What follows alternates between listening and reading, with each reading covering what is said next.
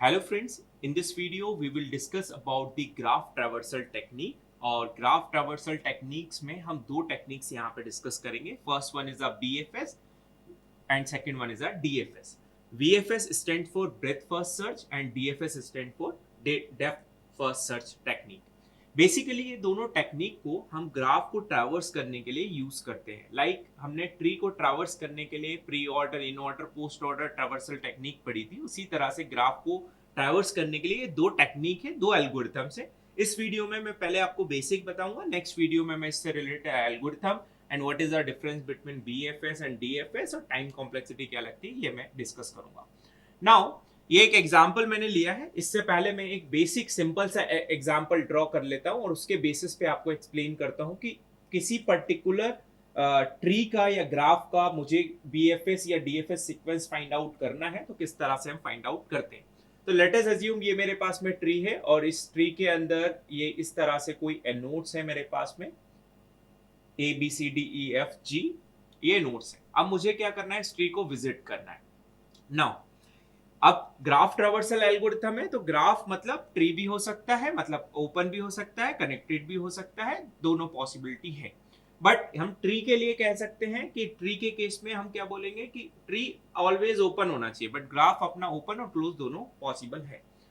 Now इस particular tree के लिए या इस पर्टिकुलर ग्राफ के लिए मुझे यहाँ पर DFS सीक्वेंस या BFS सीक्वेंस फाइंड आउट करना है. तो देखिए कैसे करते हैं. सबसे पहले एक चीज आपको दिमाग में रखना है, क्योंकि कॉम्पिटेटिव एग्जाम्स में जब आप इस तरह के क्वेश्चंस करेंगे और 4 ऑप्शंस आपके पास में होंगे तो कोई भी ऑप्शन वहां पे करेक्ट हो सकता है. इट मींस ट्रैवर्स का सीक्वेंस कुछ भी पॉसिबल हो सकता है. मैं D से भी स्टार्ट कर सकता हूँ, E से भी स्टार्ट कर सकता हूँ, C से भी स्टार्ट कर सकता हूँ, A से भी स्टार्ट कर सकता हूँ, या क्वेश्चन में गिवन भी हो सकता है कि हमें यही इस पर्टिकुलर वर्टाइसेस से ही स्टार्ट करना है. तो ट्रैवर्सिंग का सीक्वेंस कोई भी हो सकता है. आपको क्वेश्चन में गिवन होगा, नहीं गिवन है तो चारों ऑप्शंस के बेसिस पे आपको वहां पे ट्रैवर्स करके चेक करना पड़ेगा.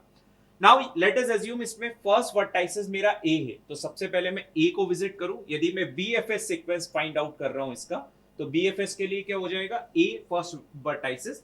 देन उसके बाद में इस A वर्टाइसेस के जिस वर्टाइसेस को हमने पिक किया है उसके नेबर्स को हम देखते हैं. तो इसके नेबर्स क्या है, B है और C है.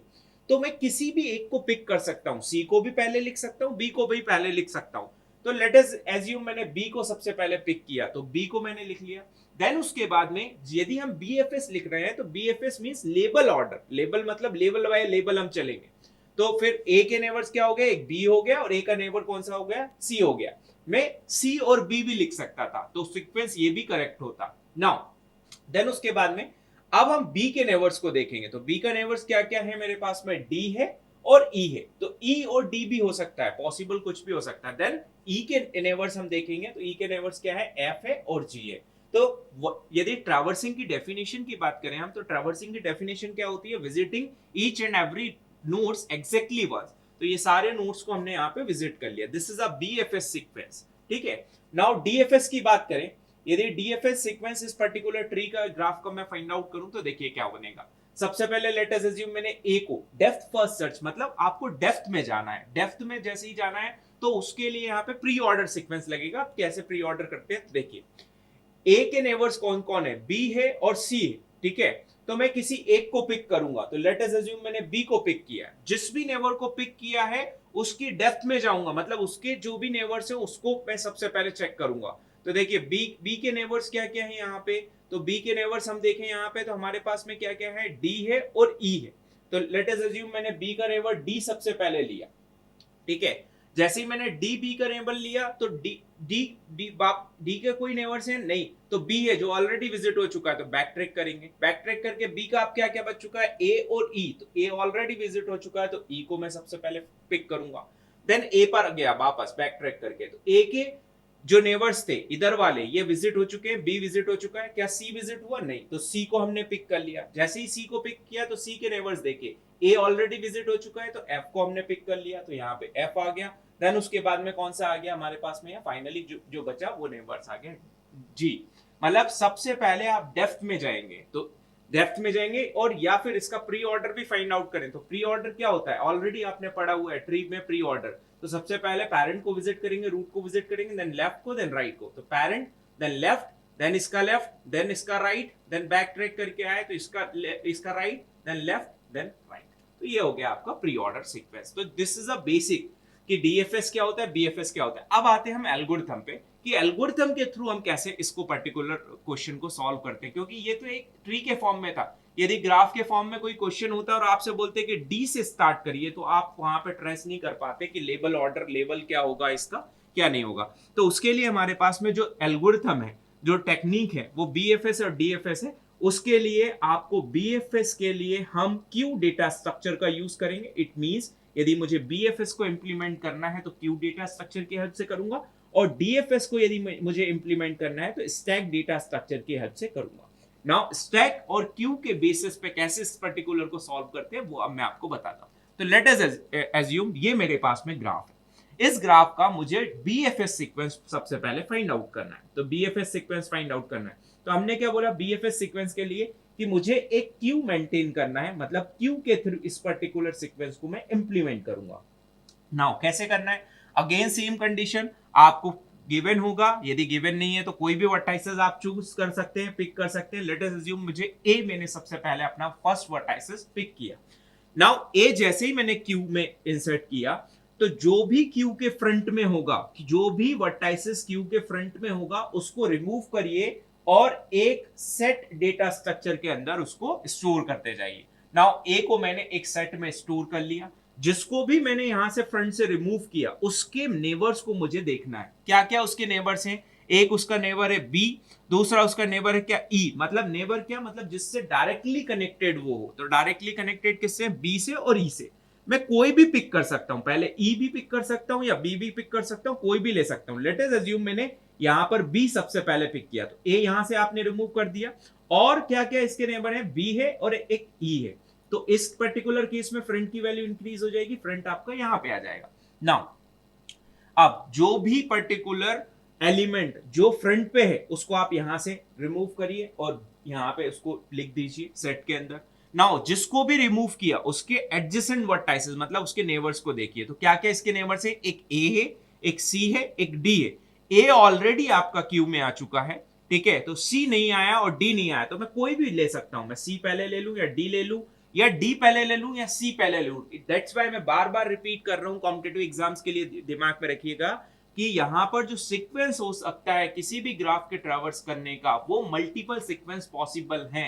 मल्टीपल सीक्वेंस कैसे पॉसिबल है, क्योंकि आप पे डिपेंड करेगा कि आप, या उस क्वेश्चन पे डिपेंड करेगा, उन ऑप्शंस पे डिपेंड करेगा कि मैं किसी पर्टिकुलर यहां सी पहले पिक कर लूं या डी पहले पिक कर लूं। वो ऑप्शंस के अकॉर्डिंग आपको देखना पड़ेगा।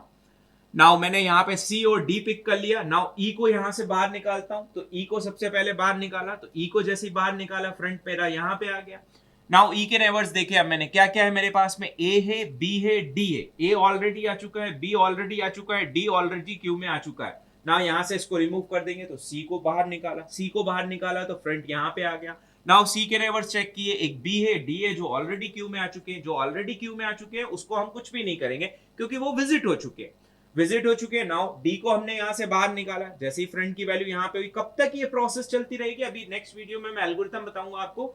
जब तक कि हमारा क्यू एम्प्टी नहीं हो जाता तब तक ये प्रोसेस मेरी चलती रहेगी।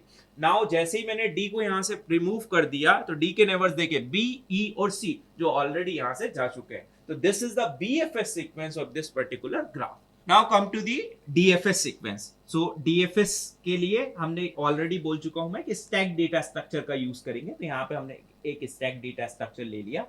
अब अगेन जैसे हमने बीएफएस के अंदर यहाँ पे कोई भी एक वर्टाइसेस को पिक किया था, उसी तरह यहाँ से भी एक कोई वर्टाइसेस को पिक करेंगे। अगेन यहाँ पे सीक्वेंस के मल्टीपल हो सकते हैं, मतलब जो भी हम ट्रैवर्स करेंगे तो ट्रैवर्सिंग सीक्वेंस मल्टीपल हो सकते हैं। ये आपको कॉम्पिटिटिव एग्जाम्स में दिमाग में रखना है। नाउ लेट अस अज्यूम मुझे ए को पिक करना है, तो ए मेरा फर्स्ट वर्टाइसेस है, उसको मैंने स्टैक के अंदर पुश कर दिया।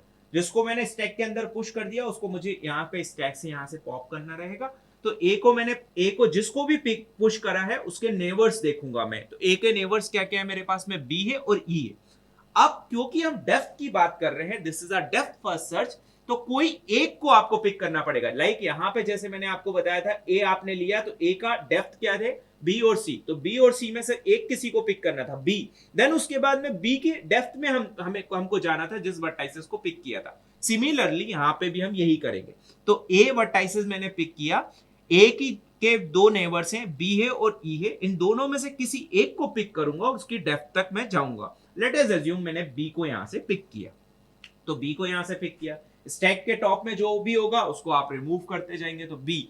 अब जिसको भी आपने पिक किया उस पर्टिकुलर वर्टाइसिस के, जिसको भी आपने पिक किया उसके नेबर्स को आपको देखना है। तो क्या क्या है, ए है, ई है, डी है, सी है, ये सारे उससे कनेक्टेड है। तो देखिए ए ऑलरेडी आ चुका है, ठीक है, तो यहां पे अब आपके पास में ई भी है, डी भी है, सी भी है, किसी एक को आप पिक कर सकते हैं। लेट अस अज्यूम मैंने यहां पे डी को पिक किया, आप सी को भी कर सकते हैं, ई को भी कर सकते हैं, किसी को भी कर सकते हैं। जिसको पिक किया उसको यहाँ पे आपको प्रिंट करना है।